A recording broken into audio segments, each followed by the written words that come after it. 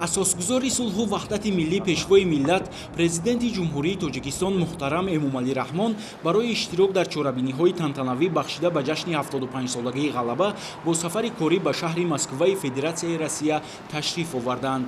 Президенти ҷумҳурии Тоҷикистон пешвои миллат муҳтарам Эмомалӣ Раҳмонро дар қасри Кремл президенти Федератсияи Россия муҳтарам Владимир Путин истиқбол гирифт.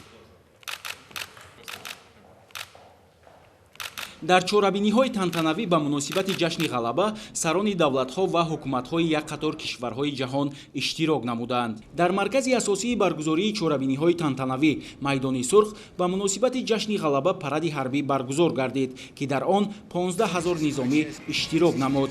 дар паради ҳарбӣ ҳамчунин 225 техника ва 150 тайёраи ҳарбӣ истифода шуда 24 намунаи муосиртарин техникаи ҳарбии мудофиавӣ муаррифӣ карда шуд.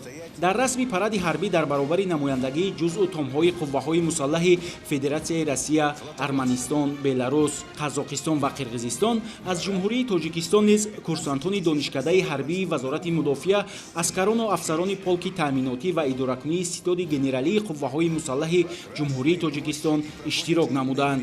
шумораи умумии иштирокчиёни паради ҳарбӣ аз Тоҷикистон 75 нафарро ташкил дода, гузашти низомии ҳайати шахсиро дар майдони сурхи шаҳри Москва командири батальони қаровули фахрии ситоди генералии қувваҳои мусаллаҳи ҷумҳурии Тоҷикистон подполковник Ҳафиззода Файзи Муҳаммад роҳбаладӣ намуданд. баъди анҷоми расми паради ҳарбӣ дар майдони сурх, президенти ҷумҳурии Тоҷикистон пешвои миллат муҳтарам Эмомалӣ Раҳмон ва сарони давлатҳо ва ҳукуматҳои дигар кишварҳои иштирокчии чорабиниҳои тантанавӣ дар назди ёдгории аскари номаълум гулчанбар гузошта хотираи қурбониёни ҷанги мудҳиши солҳои 1941-1945-ро гиромӣ доштанд.